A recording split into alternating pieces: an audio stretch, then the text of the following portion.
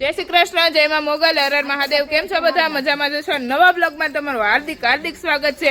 તો આજે આપણે કરવાના છે ઘરના કામ. કાલે ગયા હતા આપણે શ્રીમતમાં, તો આજે આપણે ઘરનું કામ કરવું પડશે. આજ મમ્મી આપણે ત્યાં બહાર જવા દેવાના છે નહીં, એટલે ભાઈ ને ભાભી ને આપણને મૂકીને જાય છે ભગુડા ભાઈ, અને એ બધા મસ્ત રેડી થઈ ગયા છે. અને ચાલો તો ત્રણ મસ્ત રેડી થઈ ગયા છે. ક્યાં જવાનું છે? ભગુડા. ભગુડા એ મને લેતો જાય બટા, મને લેતો જાય. એ ઋષિ ફૂઈ બધાને રમાડે. ક્યાં જાઉં? મને લઈ જાવી? બોલો કેટલી હોશિયાર છે. મને લઈ જા ને બેટા. પદુ આ પાડે અને આ તો ના પાડે જ ભાઈ. અને ઋષિ ફૂઈ જાય હામાં બેસી ગયા છે. આપણને મૂકીને આજ રેડી થાય છે. જય શ્રી કૃષ્ણ. મને લઈ જવાનું છે? આવું ન કરાય ભાભી, મને લઈ જાવ. મોજડી આપો ફટાફટ. કૃષ્ણ ભાઈ. તો ભાઈ જો રેડી થઈ ગયા છે. ક્યાં જવાનું છે? ભગુડા, પછી બગદાણા. તો અમને જ લઈ જાઓ. ફૂલ ફેમિલી સાથે છી.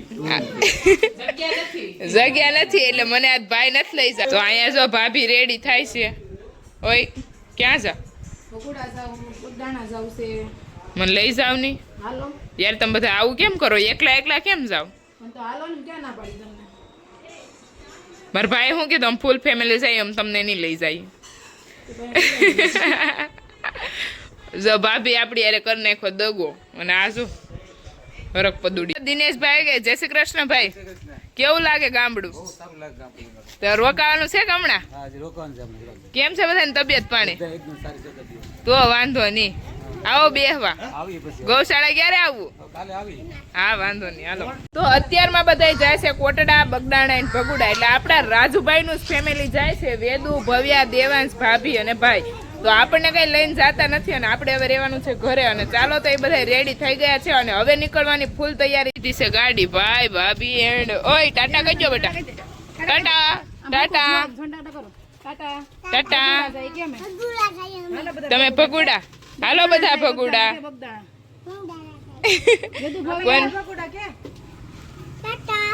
ટાટા ટાટા બેટા. તો ફૂલ ફેમિલી જાય છે કોટડા, બગદાણા, ભગુડા. મારા હાડના દર્શન કરતા આવજો. આવજો બેટા. ટાટા કહેજો. ટાટા. ઓય દેવા ટાટા કહી દે બેટા. ટાટા. આવજો મારા હાડ લેતા આવજો બ્રેસલેટ. અત્યારે એ લોકો બધા નીકળી ગયા છે ને કામ ઉપર. અને અમારા કામ તો એવા હોય ઉથલના ભાથલ કામ.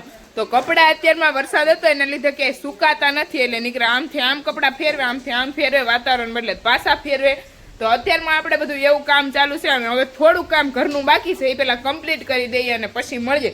અને આ દિવાળી મહિનો એટલે મહેમાન મહિનો, એટલે શું કે રોજ રોજ નવા નવા મહેમાન આવતા હોય અને આવું બધું આપણે ચાલે. અત્યારમાં આપણે ઘરે આવી ગયા છે મહેમાન હરેશભાઈ. અને ઘણા સમયથી ભાઈ હારે વાત તો થઈ હતી, પણ ભાઈ એવું કીધું હતું દિવાળી જયારે આવશે ને ત્યારે હું આવીશ.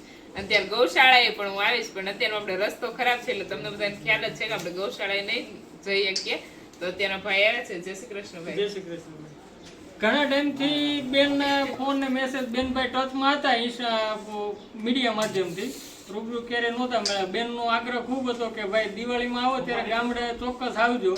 પણ હમણાં તમને ખબર છે ખેડૂતના તાત ઉપર કેવી તકલીફ પડી છે. કારણ કે અમે ગામડે આવીને અમે હલવાના, નહીંતર ઘણી ઈચ્છાઓ હતી કે આજુબાજુમાં બધા ઘણા લોકોના હતા આમંત્રણ કે ભાઈ મળશું આપણે, પણ વરસાદના કારણે મળ્યા નથી. પણ આજે વાતાવરણ ખુલ્લું થયું એટલે મળ્યા છે. અને બેનની રૂબરૂ મુલાકાત કરી, એમનું આ સાબુનું પ્રોડક્ટનું જોયું, મારા કરતા પણ સારું છે. અને બેનને ફોલો પણ કરજો, બધા ફોલો આપજો. કેટલા બેન ફોલોવર છે? ફોલોવર્સ તો છે ઓલામાં 9K છે, એકમાં 16K. તો બેન મને બધા આપજો. બેન ને ઓછો આવ્યો, મારે 4000 જ છે. અને ભાઈ ને ઇન્સ્ટા આઈડી છે હરેશભાઈ આહિર કરીને, એ શોપ નું કરે ને આપણે કરી. ભાઈ ને આપણે ભાઈ આગળથી શીખવાનું છે. ભાઈ ને મારી કરતા વધારે નોલેજ છે. તે રીતના એક બીજા સાથ સપોર્ટ થી વધી હવે આગળ. નહીં બધી બધા લોકો બનાવે છે, ઘણી બહેનો પણ ઘરેથી બનાવે છે, પછી હું પણ બનાવું છું. પણ બધાનું કહેવાનું એક જ છે કે ભાઈ માર્કેટમાં અત્યારે જે કેમિકલ યુક્ત સાબુ આવે છે એના કરતા આ લોકો કે અમે જે કાંઈ બનાવશું એ સારી પ્રોડક્ટ જ બનાવશું, કેમિકલ ફ્રી પણ પૈસા કમાવા કરતાં પણ લોકોને સારું થાય એવા ઉદ્દેશથી જ અમે બનાવતા હોઈએ કે ભાઈ જે કાંઈ બનાવીએ છીએ તો એ લોકોને સારું રિઝલ્ટ મળે અને જે આપણી વર્ષો પરંપરા જૂની પરંપરા પ્રમાણે જે કાંઈ હા સાબુ બનાવતા બેન ગૌશાળા પોતે ચલાવે છે તો ગૌશાળાનું પ્યોરલી દૂધ જે માર્કેટમાં મોટી મોટી કંપની પાસે ટાઈમ નથી ગૌશાળાઓ બનાવવાનો કે રાખવાનો કે એનું દૂધ લેવા જવું કારણ કે તમને ખબર જ છે કે કોઈ લોકોએ લીમડો લેવા જવા લીમડો લેતા જાતા નહીં જોયા હોય કંપની વાળાને પણ અમે જાતા હોઈએ છીએ અને પ્યોર દૂધ એ પ્યોર જ વાપરતા હોઈએ છીએ ડેરીમાંથી કે બહારથી લાવીને કે કોથળીઓના દૂધ ભરીને આપણે નથી બનાવતા એટલે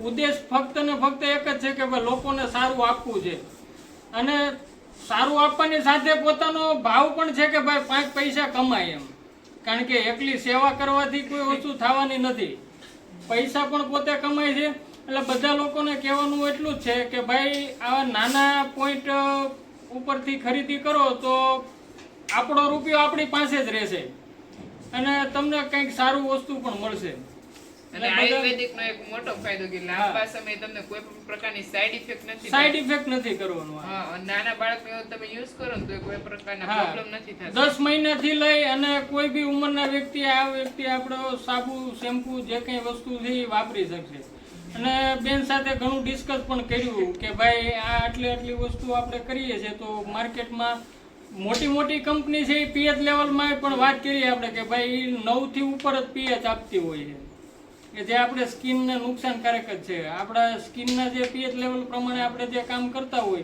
તો બેન પણ એ ઝીણું બધું શીખી અને બધું કરતી હોય છે અને લોકોને સારું કંઈક આપવાની ટ્રાય કરતી હોય છે એટલે બેનને પાસે આવીને ખૂબ આનંદ થયો અને આગ્રહ પણ સારો હતો બેનનો અને મળ્યા એટલે સપોર્ટ કરતા રહેજો બેન પાસે પણ ખરીદી કરજો એમને પણ આગળ કરજો સારું જય શ્રી રામ જય માતા છે બેકરીમાં ને પૂરી લેવા માટે ચલો ભાઈ આપણે પાણીપુરી બની ગઈ છે અને હવે અત્યારના બધા પાણીપુરી ખાવા માટે બેસી ગયા છે જોઈ શકો છો એ દેવું આમ જો એમ કે હાલો બધા પાણીપુરી ખાવા કે તો હાલો હાલો હાલો એ ભાભી બોલ હાલો પાણીપુરી ખાવા બધા એમ કે તો ખરી ભવ્ય આમ જાઓ બીઝી છે પાણીપુરી ખાવામાં ભવ ને છે ને ખાવામાં ડોન્ટ ડિસ્ટર્બ ને પાણીપુરી ફેવરિટ છે એને ખાવામાં કઈ ડિસ્ટર્બ કરવાની છે તો અત્યારે હવે પાણીપુરી કાંદા કટિંગ થઈને બધા દેવાય છે હજી બધા જસ્ટ બેઠા છે અને ચાલો બધા પાણીપુરી ખાવા માટે